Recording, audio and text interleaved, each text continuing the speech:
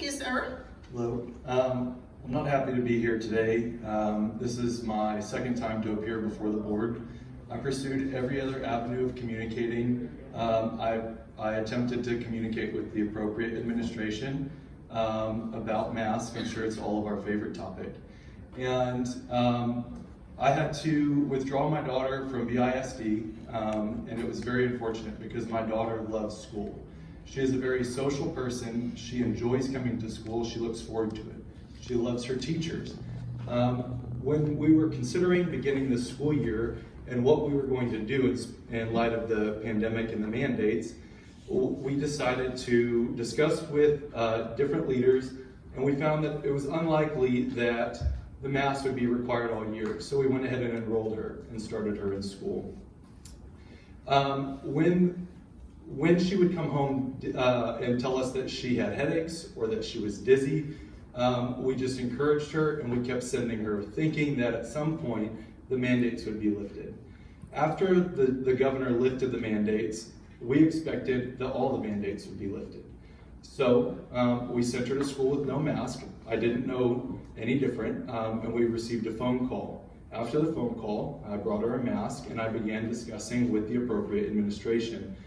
I sent an email to Dr. Price as well, and through speaking with different leadership, different administrators, different faculty and staff, what seems to be happening is I'm told that the trustees support Dr. Price, and then Dr. Price then defers us to Ms. Lane Howard and somebody else.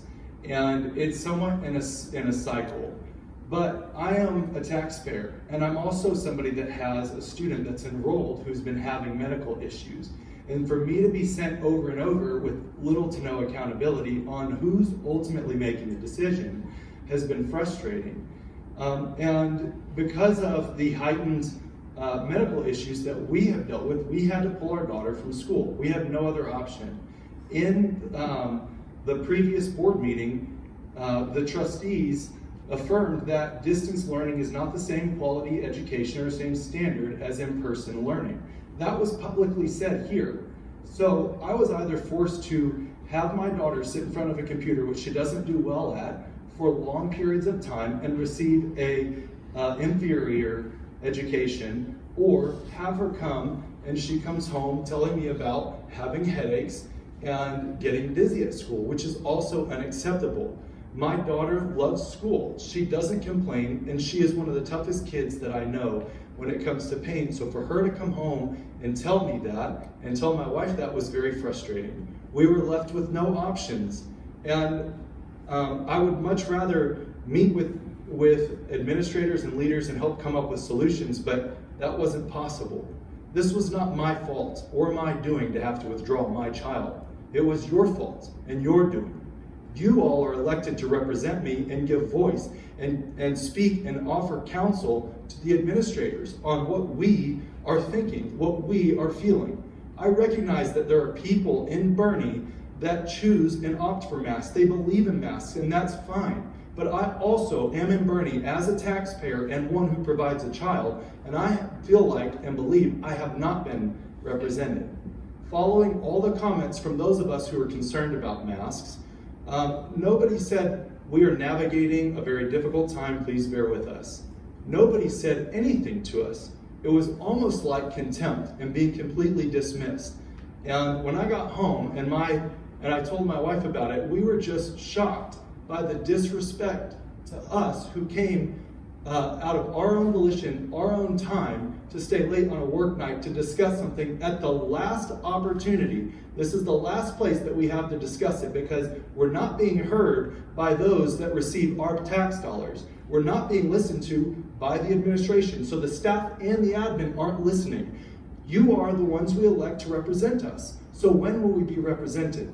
I'm telling you, my daughter has been dealing with medical issues because of it. And I don't have to disclose all of them. But it's not right, and it's not just, and it's not fair. And the charter for Bernie ISD, the administration and the staff, it does not supersede the Texas Constitution or the United States Constitution.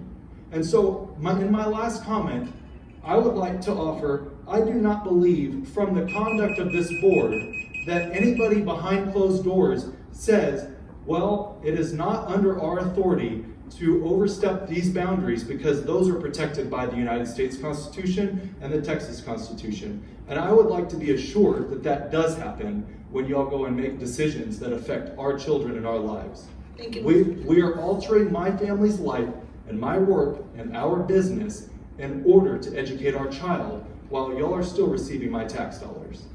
I am not happy about that. At last month's board meeting, a doctor of the community stood here and gave a recommendation to the board signed by many doctors in favor of this medical mandate to mask our kids. This greatly concerned me, as I feel this was an abuse of their authority. Hence, I feel the need to speak up regarding our medical freedom and reminding everyone that each one of us has the right to informed consent. It goes against the Hippocratic oath of medical professionals to be in favor of forcing medical decisions upon patients or the community. Breathing through a mask is not our children's natural environment. Making rules that prevent our children from breathing properly is a medical decision that neither the schools nor doctors have the right to make on behalf of our children. Every medical decision involves risk, which is why informed consent is essential. This is something we have gotten far away from this past year. A doctor's job, first and foremost, is to respect the bodily autonomy of others. It is the right of the parent and the parent alone to make medical decisions on behalf of their children. The public school system is a government program paid for by our tax dollars.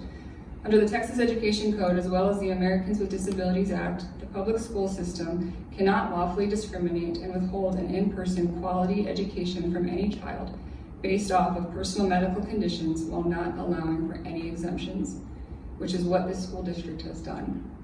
Sick until proven healthy is no less tyrannical than guilty until proven innocent.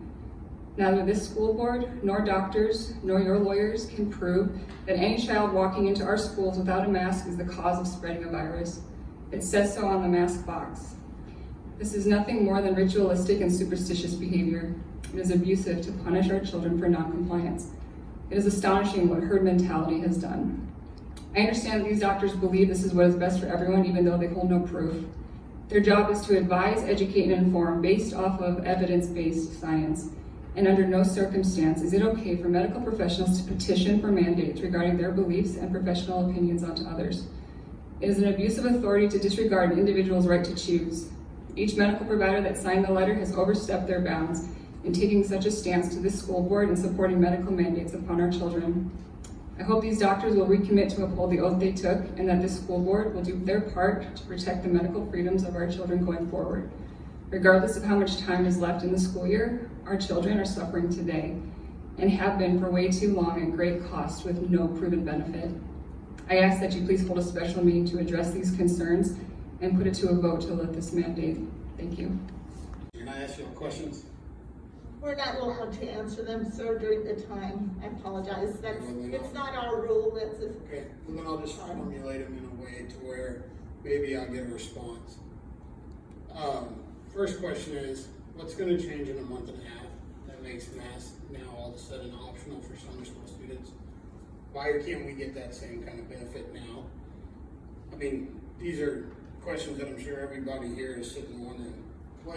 What's the purpose of the knit mask that you can see all the way through and have no medical purpose whatsoever having to be worn at schools? Can I get a administrator or a school board member to sign off that when my child is sick due to these masks, that they're willing to take the financial responsibility obligations to care for them? Because that's happening right now. I mean, my son never had migraines before, now he comes home with them almost on a daily. This is affecting my life, and I don't like it.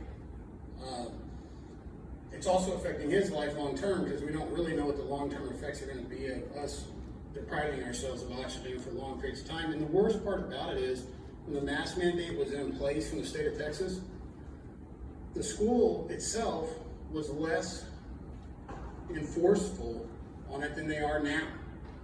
I get an email from my kid's teacher saying that he pulled his mask down around his chin. He can't breathe.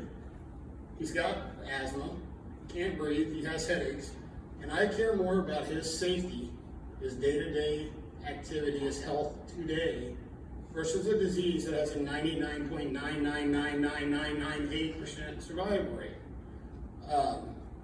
We have completely disavowed through this our educational system, the ability to uphold our constitutional freedoms to make choices for our kids by our parental consent. But yet y'all take our tax dollars and use them to y'all's behoof, and we have no say, okay? We don't have the ability to withhold that money and take our kids elsewhere. I did talk to Law Larson via email about proposing a bill that state-funded educational independent school districts that are independently ran have to live by the state mandates and laws, which means that when the state lifted their mandate, that they should receive no funding if they wanted to keep imposing a mandate that's now completely and totally unconstitutional. I didn't believe Greg Abbott should have put that in place to begin with. I mean, each person is at freedom, and that's, like I said last time, that's the reason that America is so great. We're at freedom to do our own research and to decide what we want to do to protect ourselves in these circumstances. And to put a mass populace on an entire group of kids that they must comply to this certain way. And this is a compliance. It's not about health. It's not about safety. It's about complying to what people want done more than anything. And I don't think that we need to comply anymore. At this point, you know, we're dealing with a disease that we really still know nothing about. I mean, one of the top virologists just a few days ago said they tested 36,000 sample cases and they all came back influenza A or influenza B. And we have 38 million cases last year at this same time of flu. Now we have 1,800 nationwide. So are we being duped? Maybe. But I'll tell you that I really believe that there's enough people in this room that may have enough good in them to do what's right. And that's to give people, the parents, back their freedom, their independence, their ability to make these decisions on their own. And for those who don't, maybe there's a solution. Maybe you open an independent school in your school district where people who are dead set that their kids need this kind of protection can go to. I mean, we have, how many elementary schools do we have in Bernie now? 7, 8? You know, one elementary school for the masked child. Or if you need two, do two. But you know what? Then the unmasked, the ones who do not want to be in part of this risk, can go somewhere else. Because right now what we're doing is we're enforcing this on every single individual student that has to go to school here. And unfortunately for some of us, we can't afford to pay for an extra education on top of the education we're already paying for. So that's all I got. Thank you all very much. Thank you, sir. Thank you. My name is Colleen Campbell-Boyd. Y'all might wonder why I'm standing out here. I'm making my presentation. Well, I've been asked by the doorkeepers to stay outside this entire evening. I have a medical mask exemption. As per speaking to the U.S. Department of Justice this afternoon, BISD is in violation of being non-compliant or non-ADA compliant. And I will be filing a report against this. I've been sitting outside all evening long because I can't wear a mask to sit in here. The speakers have been up there without a mask on, but yet I have to stay back here. I could have just gotten really mad and left, but no, I set out to help these parents. I'm a Bernie High School graduate, 82, my husband, class of 1980. We raised our 4 sons here. They are all either Bernie or Champion High School graduates. I was asked by a mom who could not be here this evening to read this letter that she wrote. Dear School Board, you have been asked by numerous parents and taxpayers to please add a formal vote on BISD's mask mandate to tonight's agenda. Those requests apparently fell on deaf ears. As over 100 Texas school districts and counting make masks optional each day, our school board drags its feet and continues to simply pat itself on the back for being some sort of leader in reopening schools. Our schools reopened months ago. Move forward and please take action now and on making masks optional. There is no major difference in case rate between schools with or without a mask mandate. You've been sent numerous sources showing this fact. The claim that masks are the reason our district was successful in opening is false. Other Texas districts have either reopened without ever implementing a mask mandate or recently doing away with one and have been just as successful. There is currently no statewide mandate, so whatever worries you may have had about someone in San Antonio calling the cops on you, you should no longer have that as a concern. Recently, the governor of Florida held a roundtable discussion with medical experts about the physical and mental detriments of masking children. I sent this video to you last week. You heard testimony at the last board meeting from a local child psychologist who's treating an elevated number of childhood anxiety cases because of the masks.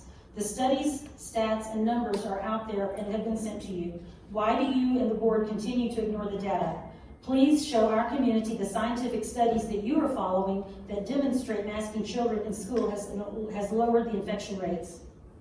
What is the metrics for finally giving our children the right to breathe? What numbers do we need to get to lift this mandate? You have not provided our community with any sort of plan. Continuing to keep them masked based on fear, not data, is unacceptable. We, the Bernie parents and citizens, are watching closely and will remember your actions taken come each election. You were elected as public servants to protect the rights and choices of BISD parents and provide superior education to the studies, not to virtue signal about how great you are. I know opinions on masks are split in this town, but this is why personal choice is so important, and no, e-learning is not a choice for many of the children or the families. Please uphold your oath as a BISD board member to provide the best education to all students and not just to those who wear a mask. Seeing as I sat in a small crowded room for over an hour with Ms. Gonzalez-Cooper and Mr. Tidwell, both without a mask, at a foreign hungry horse, I would hope that you would do the right thing and honor your constituents' same right of choice that you have. Please schedule a special meeting and put the mask mandate to a formal vote immediately. We are Bernie. We stand up for those who cannot stand for themselves, our children. And we hold our elected officials accountable. But Mrs. Cooper said, as a parent, I believe every child deserves the opportunity to receive an excellent education in a safe learning environment. I wish to support Bernie ISD in the community by continuing the positive relationship which has been built. David Spencer says quality communities have quality public schools, which are a bedrock of our great country. I believe every child needs a chance at a quality education. Donna Sharp says, I believe a high quality education is key to an individual's future opportunities, and an educational society can make the world a better place. BISD knows how imperative it is to provide its students with the many opportunities to learn and help them become self-aware, critical thinkers and lifelong learners. And Rich Senna says, providing a strong education for our children is the most important thing a community can do. I want future generations of Bernie ISD students to have the same excellent experience that my children had. Mr. Senna added, I want to use my God-given skills to help plan for a prosperous and beneficial future for our students. Thank you, ma'am.